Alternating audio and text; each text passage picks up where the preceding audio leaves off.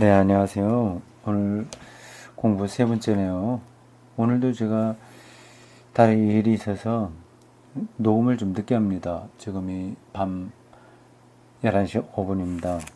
한 30분 정도 하겠습니다. 제가 가지고 있는 책으로 70쪽 밑에서 두 번째 줄입니다.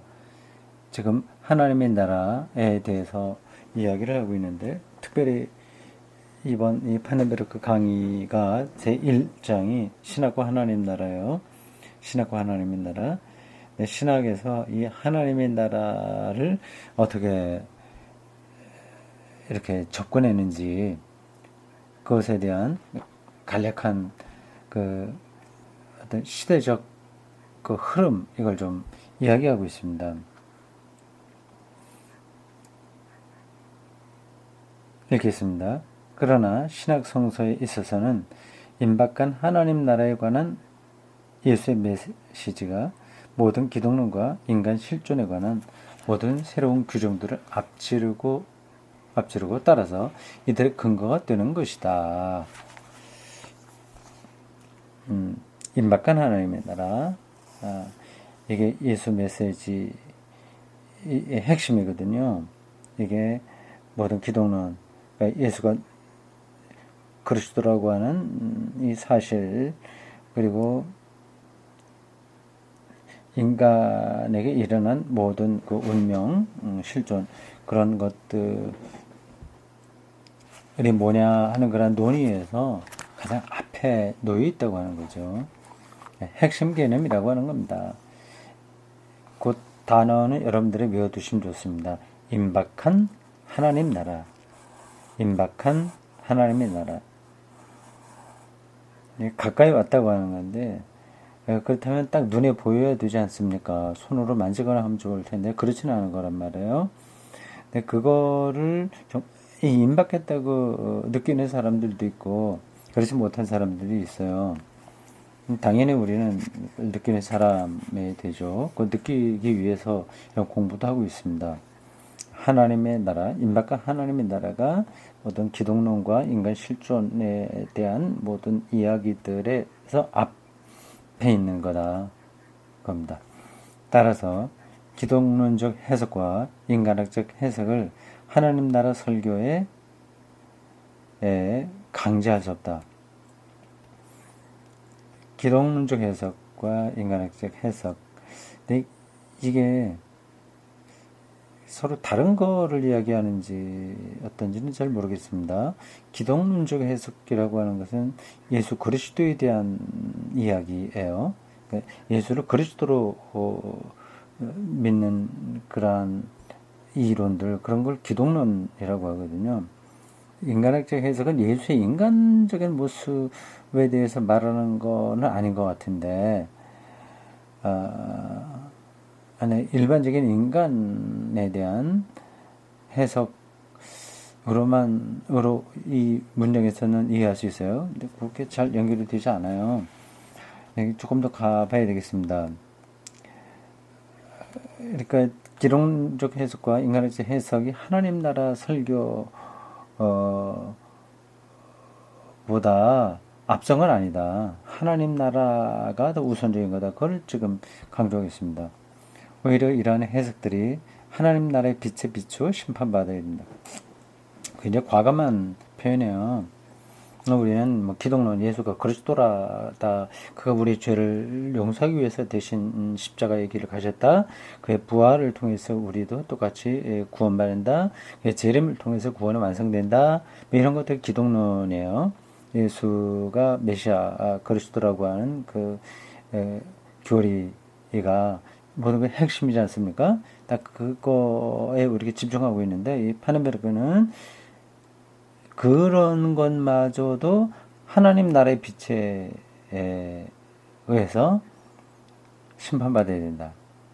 그러니까 판단받아야 된다. 얘기합니다. 더 우선적인 것은 하나님 나라인 거죠. 이제 왜 이런 말을 얘기하는지 감이 오지는 않을 겁니다.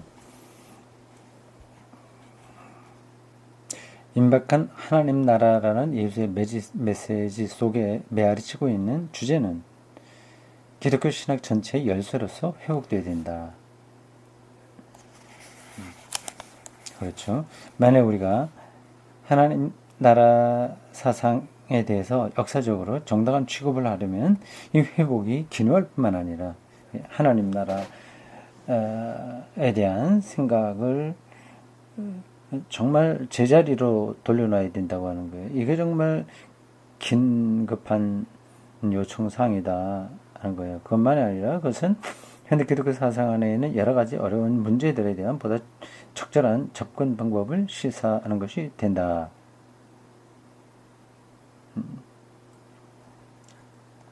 이러한 문제들 중에 두 가지만 들자면 하나는 오늘날 널리 논의되고 있는 하나님의 개념이고 또 하나는 자연과학의 발견들이나 계획들과 교섭이 가능한 창조에 관한 이해다. 뭐 하나님에 대한 개념 이게 지금 강의가 60년대에 이루어진 거죠.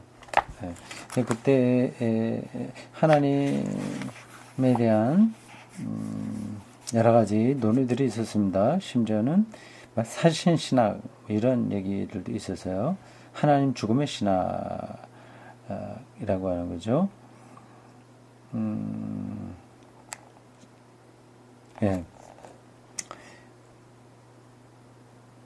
그런 하나님 개념이 하나님 나라의 근거에서 우리가 기독교 신학을 접근해야 되는 그러한 요소의 하나입니다. 자연과학자들의 발견이나 계획들 교섭이 가는 창조에 관한 이해다. 창조 이건 이제 자연과학에 다루고 있는 자연에 대한 문제이지 않습니까? 그런 거하고도 맞물려 있다. 이게 자연이 어떻게 진화라도 좋고요. 그런 것들이 임박한 하나님 나라와 어떤 관계에 있느냐 하는 점에서 우리가 이야기할 근거들을 찾을 수 있다고 하는 겁니다. 이 논문에서는 우선 이 두 가지 문제에 주의를 기울이겠다. 재밌네요. 이 두 가지 하고 있습니다. 하나님 나라 이 문제를 하나는 하나님의 개념이고 또 하나는 창조에 관한 이해에서 접근해 보려고 하는 겁니다. 이게 중요한 주제예요. 하나님을 누구라고 생각하냐, 하나님 개념 중요한 문제지 않습니까? 그리고 자연과 대화가 가능한 이 창조에 관한 이야기 이것도 중요한 거고요. 임박한 하나님 나라를 이해하는 것은 교회를 해석하고 교회와 사회의 관계를 해석하는 데에서도 중요하고 또 전통적인 규범들의 상대적 성격과 싸워 이길 수 있는 윤리학을 위하여 하나의 새로운 근거를 제공하는 데도 중요하다. 이 중요성을 앞으로 논문들에서 제시하도록 힘쓸 것이다. 여기서 몇 가지 이를 짚었어요. 임박한 하나님 나라를 이해하는 것은 교회를 해석하고 교회에 대한 문제를 해석하고 교회와 사회 관계를 해석하는 데도 중요하고요. 교회가 뭐냐?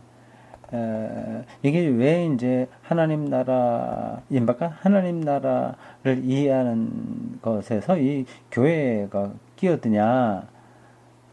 이렇게 질문할 수 있잖아요. 그는 교회가 곧 예수를 그리스도로 믿는 공동체이기 때문에 그 예수가 핵심 메시지로 선포한 하나님 나라를 이해하는 것은 이 교회의 본질을 찾는데 핵심이라고 할 수 있습니다. 그리고 교회와 사회의 관계에서도 왜 중요하냐면 하나님 나라가 교회 안에 이렇게 폐쇄되어 있는 건 아니잖아요. 하나님의 다스림이라고 하는 것은 교회 안에서만 활동하는 게 아니라 전체 우주와 역사와의 관계이지 않습니까? 그러니까 교회와 사회의 관계를 해석하는 데 중요한 거죠. 또 전통적인 규범들의 상대적 성격과 싸워 이길 수 있는 윤리학을 위하여 새로운 하나의 근거를 제시하는 데 제공도 중요하다. 그러니까 어떤 교리 규범들, 전통적인 규범들, 뭐는 해야 된다, 하지 말아야 된다, 이런 것들이 다 규범이에요. 근데 그런 것들이 계속 고집불통으로 기독교 신자들의 삶을 지배하고 있지 않습니까? 그걸 극복해서 싸울 수 있는 새로운 윤리학을 세워나가는데 이 임박한 하나님 나라를 이해하는 게 중요하다고 하는 거죠. 제가 이번 주간에 매일 묵상으로 그 동성애에 관한 글을 쓰고 있습니다. 근데 그거는 전통적 규범들에 의하면 그럼 완전히 격퇴되어야 할 사악한 행위고, 또 그런 걸 행하는 사람들은 그런 적거리 수도와 비슷한 정도의 사람들로 이해가 되고 있어요. 마녀와 같은 거죠. 말하자면 중세기의 마녀, 아니면 십자군 전쟁의 대상자들, 이슬람 교도들, 이런 사람들이 기독교에서 볼 때 아주 악한 세력이었던 것처럼 그 동성애자도 그러한 대상이었어요. 근데 지금 동성애는 기본적으로 윤리의 문제니까요. 오늘날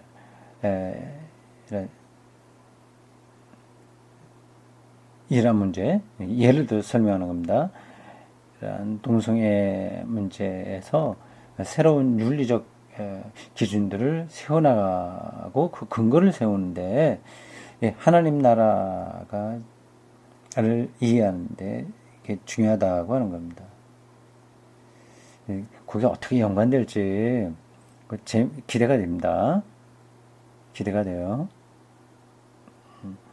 그만큼 여기 서론적으로 몇 가지 말씀을 우리가 살펴봤는데, 하나님 나라가 결국 기독론적인 것, 그 인간 실존에 대한 문제들, 그리고 두루두루 모든 것들에서 상위 개념이라고 하는 겁니다. 그냥 막 얘기하면 예수 그리스도보다도 더 중요한 거예요. 이제 기독론보다 더 앞섰다고 얘기했습니까? 근데 사실은 예수보다 더 앞섰다고 하는 것은 언어도 아니고요. 이건 말이 되지 않은 거예요. 무슨 얘기냐면 기독론이라고 하는 것은 예수 자체는 아니거든요.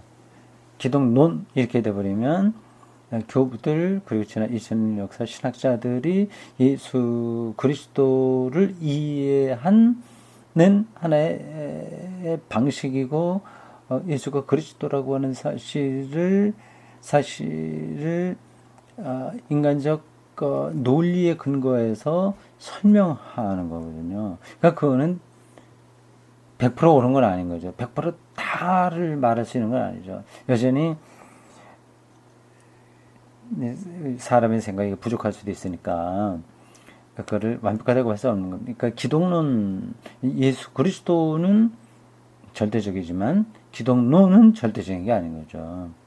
그래서 기독론보다는 하나님 나라가 더 상위 개념이고, 교회와 세상의 관계나 그리고 새로운 윤리학을 제시하는 차원에서나 결국 임박한 하나님 나라를 이해하는 것이 핵심이다, 이렇게 말하고 있습니다. 여기까지는 뭐 불만이 없죠? 이상한 거 없죠? 이러한 책들을 처음 대하시는 분들은 뭐하라 저렇게 골치 아프게 말하고 생각하나, 좀 선뜻 내키지 않을 수도 있습니다. 좀 뭐 예수 그리스도 잘 믿고 교회 봉사 열심히 하고 사회에서 그리스도인답게 사는 것으로 충분하지, 뭐 임박한 하나님 나라가 어떻고, 또 교회와 세계의 관계, 심지어는 세계 자연과학자들과의 대화가 가능한 창조 문제까지도 다 아우러낼 수 있는 하나님 나라라고 하는 이 복잡한 관계를 왜 공부하냐, 무슨 의미가 있냐, 이렇게 생각할 수 있습니다. 예. 왜 공부하는지는 뭐 지금 제가 설명할 필요 없이 아시는 분들은 알고 모른다고 하더라도 그럴 수 있겠다 뭐 그런 정도는 동의하시는 분들이 이 강의를 들으실 거예요. 앞으로 가면서 조금 더 그러한 이유들이 직접적으로 혹은 간접적으로 설명될 겁니다. 그 다음 단어입니다. 71쪽 좀 밑에 부분이에요. 소제목으로 다음과 같은 것이 달려 있습니다. 미래성은 근본적인 것이다. 미래성.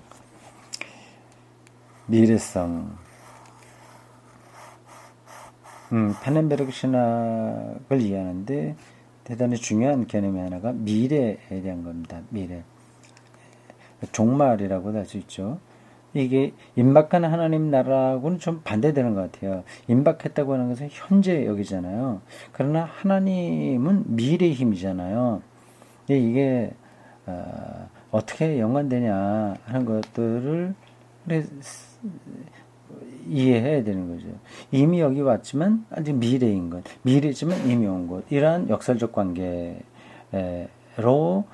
우리가 하나님과 하나님 나라를 설명할 수밖에 없습니다. 골치 아프죠. 신학이 뭐 별로 우리 신앙에 큰 도움이 되는 게 아니다 이런 생각이 들죠. 그런데 이러한 사유, 논리적인 사유, 이런 것이 없으면 기독교 신앙은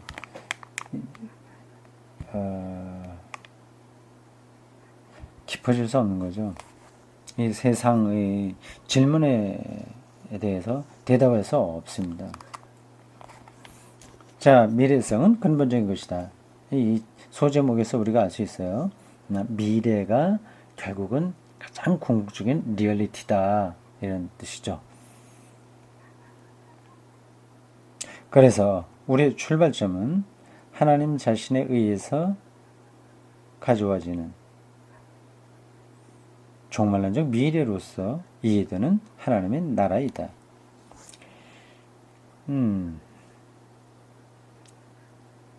하나님의 나라가 우리 이야기의 출발점이라고 하는 건데, 그 하나님의 미래는 하나님에 의해서 우리가 끌어오는 것이 아니라 하나님에 의해서 오게 되는 종말론적 미래라고 하는 거죠. 오직 이 미래의 빛 안에서만 우리는 인간과 그 역사를 이해할 수 있다. 미래의 빛, 미래라고 하는 단어가 많이 나오게 될 겁니다. 미래성, 미래의 빛, 이렇게요. 그래서 비슷비슷한 이야기인데 그 문장에서 조금씩 다른 색깔로 이 단어가 변형돼서 사용되고 있습니다. 미래의 빛, 이런 단어를 외워두기만 하더라도 여러분들은 뭐가 느껴지는 게 있을 거예요. 미래의 빛 안에서만 인간과 그 역사를 이해할 수 있다. 그러니까 미래의 빛 안에서만 나 자신을 우리 개인적인 나와 나의 인생 이거를 이해할 수 있다 하는 거죠. 근데 지금은 우리가 현재 이것으로서는 나를 다 모르는 겁니다. 나의 궁극적인 의미를 다 모르는 거죠. 내가 오늘 이런 일하고 저런 일하고 돈 벌고 뭐하고 누구 만났고 하는 것 모든 것들 이런 것들이 지금 현재 우리가 알고 있는 것만으로는 다 해명이 되지 않은 겁니다. 미래 빛 안에서만 이해할 수 있다고 하는 거죠. 하나님의 집에는 사람들로 하여금 아무것도 하지 않고 가만히 그 도래를 기다리게 내버려 두는 식으로 그저 미래에 있는 것은 아니다. 미래 비치기는 한데 그 미래라고 하는 것이 우리 뭐 두 손 딱 놓고 멍하니 기다리기만 하는 거 그런 건 아니다. 그게 아니라 미래와 현재가 불가분리적으로 엉클어져 있다고 하는 것이 예수의 하나님 나라 선포의 특징이다. 이 번역이 좀 정확하지 않죠? 미래와 현재가 불가분리적으로 엉클어져 있다. 엉클어져 있다고 하는 걸 조금 우리가 지금 부정적인 의미를 사용하는 거예요. 미래와 현재가 불가분리적으로 이렇게 연결되어 있다. 그렇게 보는 게 나을 것 같습니다. 이 상호관계, 미래와 현재의 그런 상호관계를 이해하는 것이 예수의 교설에 대한, 예수의 가르침에 대한 현대적 연구에서 가장 중요한 문제 중에 하나다. 예, 미래와 현재 그 상호관계예요. 미래의 힘으로 존재하는 하나님이 지금 여기서 여기에 어떻게 우리의 삶의 다스림, 우리의 삶을 다스리고 계시냐 하는 그런 거를 이해하는 게 예수 그리스도의 가르침에 대한 현대 신학적 연구에서 핵심이라고 하는 겁니다. 바로 이 점에서 예수의 메시지 악센트가 유대교의 종말론적 희망과 달라진다. 갈린다. 유대교에도 종말론적 희망이 있는데 거기는 저 이원론적이죠. 이제 오직 미래와 현재가 좀 분리되어 있어요. 그 묵신문학적인 거예요. 여러분들이 지금 신학적인 용어를 따라오기도 급급하죠. 계속 그런 것들이 나오고 있습니다. 종잡기 힘들 거예요. 근데 그러한 용어들을 잘 이해해야만 신학책을 읽을 수 있고요. 제 강의를 잘 따라올 수도 있습니다. 근데 이런 것들을 가깝게 이제 느끼지 못했던 사람들은 너무 현실 삶하고는 먼 이야기로 느껴질 겁니다. 이게 도대체 우리가 이 세상에서 이렇게 복잡하게 살고 있는 이러한 삶의 과정과 무슨 관계가 있냐 하는 거죠. 미래와 현재의 그런 관계, 상호 관계를 이해한다고 하는 게 지금 뭐 직장 생활, 뭐 자식 뭐 이러한 등등 가르치는 거, 교육하는 거, 키우는 거 이런 아주 그 급박한 문제 속에서 사는 사람들에게 무슨 의미가 있냐 생각할 수 있습니다. 아주 절대적인 의미가 있는 거죠. 자, 예수는 임박한 미래가 현재에 대해서 충격력을 가지고 있다고 하는 강조했다. 미래가 현재 개입해 있는 거야. 아주 강력한 힘으로 왔다고 하는 겁니다. 그러나 불트만과 다드, DODD, 이건 영국 사람이에요. 불트만은 독일 사람이고요. 그러나 불트만과 다드라고 하는 게 낫겠죠. DODD. 불트만과 다드와 기타 사람들은 이 유대교적 종말론과의 차이를 유대교적 종말론, 이건 묵신문학을 가리킵니다. 유대교적 종말론과의 차이를 과대시하여 너무 크게 봐서 예수의 하나님 나라 메시지의 미래성을 유대교 사상의 잔재로 보고 이를 폐기하기에 이르렀다. 그렇군요. 불트만 과 다드까지 그랬군요. 불트만이 그랬다고 하는 것은 좀 이해가 되는데 다드도 그렇습니다. 예수의 하나님 나라에서 말하는 그 미래성이 유대교에 있는 거하고 뭐 비슷비슷한다. 그러니까 뭐 그 기독교 신앙을 이해하는데 절대적인 게 아니니까 좀 내버려둬라. 뭐 그런 얘기예요. 예수의 하나님 나라 메시지 전체에서 현재에 대한 그 충격력을 사상해 버림으로써, 그냥 묻어버림으로써 불행히도 예수의 메시지를 왜곡시키다. 현실 변혁의 능력들이 줄어들었다, 약해졌다. 그렇게 보는 거네요. 예수는 과연 하나님 나라의 현재를 말했다. 예수는 불트만과 다트가 생각한 것과 다르게 하나님 나라의 현재를 말했다. 이제 지금 여기를 말했다. 그러나 언제든지 하나님의 오고 있는 나라의 현재라는 의미로 말했다. 그냥 와서 있는 게 아니라 계속 오고 있는 나라의 현재예요. 굉장히 역동적인 거죠. 미래성이 예수의 메시지에 대해서 근본적인 것이다. 예.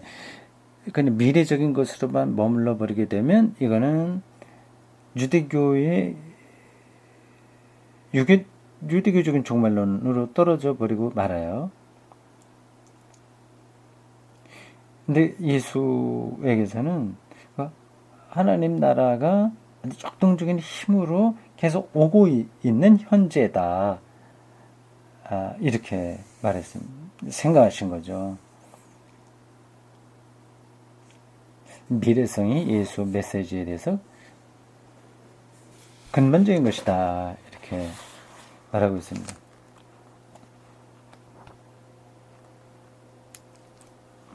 한 패러그래프만 더 읽겠습니다. 미래성을 유대교의 묵시문화의 유물이라고 멸시하는 사람들은 아까 말한 불트만과 다드처럼 예수의 말씀에서 미래와 현재가 엉켜 있다는 사실을 진작에 받아들이지 않는다. 엉켜 있는 게 아니라 깊이 연결되어 있는 거죠. 이게 뒤죽박죽 되어 있다고 하는 건 아닙니다.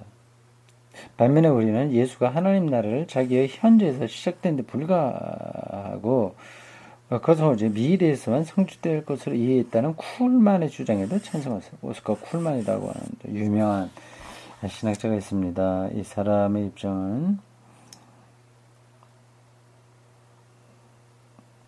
그 문장 다시 읽어봅니다. 예수가 하나님 나라를 자기의 현재에서 시작된 데 불과하고 그래서 오직 미래에서만 성취될 것으로 이해했다고 하는 주장에도 찬성할 수 없다. 쿨만이 그렇게 이해했단 말이죠. 자기에게서 예수가 시작된 것을 하나님 나라로 보았다고 하는 거예요. 그래서 그는 미래에서만 성취된다. 어떤 그 현재와 미래의 그 역동적인 그 힘, 오고 있는 그 힘, 그런 관점들을 쿨만은 놓쳤다고 합니다. 이 점은 현재와 미래의 결합을 뒤집어서 미래 우위성을 주는 것이 보다 적절하다. 물론 이것은 현대인의 사유에는 이질적인 것이다. 그러나 이것은 미래 우위성을 두는 것, 이건 현대인들에게는 좀 이해하기 힘든 거다. 그러나 이것은 현재를 미래의 일로 받아들인 이것은 예수의 메시지의 출발점이 미래의 하나님 나라에 대한 유대인의 희망 안에 있었다는 사실과 부합한다. 예수의 특별한 강조는 예수의 미래에 대한 특별한 강조죠. 이 강조는 유대인들의 소망의 변형으로서 이해될 수 있다. 자, 하나님 나라는 먼 미래에 있는 것이 아니라 임박했다고 하는 것이다. 이 번역을 했네요. 유대인들의 소망의 변형으로 했어요. 그러니까 유대인들의 소망을 현재와 미래에 이렇게 분리된 그런 상태에 있었는데 그것을 바꿔서 먼 미래에만 있는 것이 아니라 아주 가까이 왔다고 예수님은 보신 거죠. 그래서 현재는 저 미래로부터 분리하여 독립되어 있는 게 아니라 독립되어 있는 게 유대인들에게는 독립되어 있는 거였어요. 세상은 그래서 악해. 그래서 이걸 그래서 뭐 에온이라고 하거든요. 올드 에온. 올드 에온예요. 이 세계는. 그래서 이건 다 없어져야 되는 겁니다. 악한 건 파괴돼야 됩니다. 새로운 에온, 새로운 세계가 와야 되는데 그게 미래죠. 유대인들에게는 그게 핵심이었어요. 그렇게 현재와 미래가 분리되는 거죠. 그래서 예수님은 임박했다. 이렇게 보고 있는 겁니다. 오히려 미래가 현재에 대해서 명령을 요구하면 먼저 하나님 나라를 구할 것, 긴급성과 배타성을 모든 사람들이 각성시켜주는 것이다. 하나님 나라, 오고 있는 하나님 나라가 얼마나 긴급한 거냐는 것을 예수님이 각성시켜 주셨다. 메시지가 선포되고 받아들여질 때 하나님의 통치가 현재하며, 그러니까 예수님의 메시지예요. 선포되고 받아들여질 때 하나님의 다스림이 지금 여기에 있으며 우리는 현재 여기서 하나님 미래성의 영광을 엿볼 수 있는 것이다.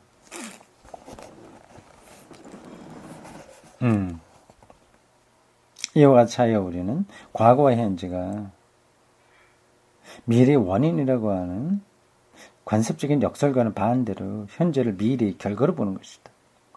거꾸로 보는 거죠. 보통은 이제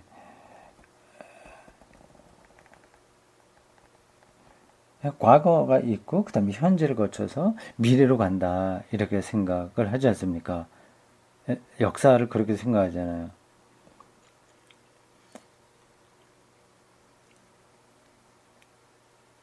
이렇게 쭉 과거부터 현재로 가죠. 미래로 간다 생각하는데 예수님이 말씀하신 그 하나님 나라의 그 관점에 의하면 현재를 미래의 결과로 보는 것이다. 그러니까 과거로부터 현재를 거쳐서 미래로 가는 것이 아니라 미래가 오고 있는 거죠. 미래가 우리에게 요구하고 있는 거죠. 현재를 미래의 결과로 보는 것이다. 미래의 우리성이 있는 거죠. 이게 어떻게 보면 말장난처럼 들릴 수도 있습니다.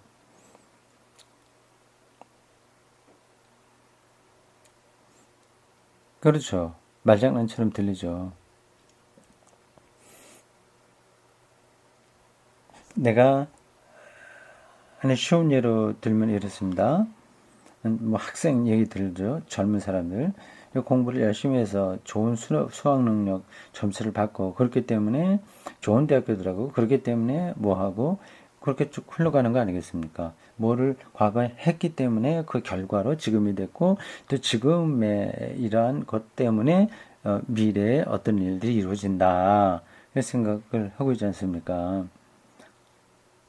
근데 임박한 하나님 나라라고 하는 관점에서는 오히려 우리가 미래라고 생각하는 과거와 현재가 결과된 근본으로 돼 갖고 결정된다고 생각한 그 미래가 오히려 오늘과 과거를 결정하는 요인이 된다고 하는 겁니다. 이게 참 이해하기가 쉽지 않네요. 어떻게 더 좋은 일상적인 걸로 제가 설명을 할 수 있을까요? 뭐 여기까지만 할까요? 이걸 뭐 지금 당장 이걸 다 설명해서 깨끗하게 정리할 수 있는 문제도 아닙니다. 그래도 뭔가는 약간의 실말이라도 하나 좀 얘기하고 오늘 이 강의를 마쳐야 되겠어요. 대구 아카데미 이런 문제를 봅시다. 15년 전에, 6년 전에 그러한 생각을 해서 활동, 인문학적 성서 읽기를 시작했어요. 그래서 지금까지 왔습니다. 근데 이게 내가 16년 전에 그런 조직하고 뭐 그런 성서 연구를 했기 때문에 지금 결과가 됐다. 이건 일반적인 역사 이해입니다. 근데 임박한 하나님 나라라고 하는 관점에서 본다면 지금 있는 이 다비아의 운동, 그 활동 이런 것이 오히려 과거에 있었던 15년, 6년 전에 있었던 그 일을 더 결정하는 거는 거죠.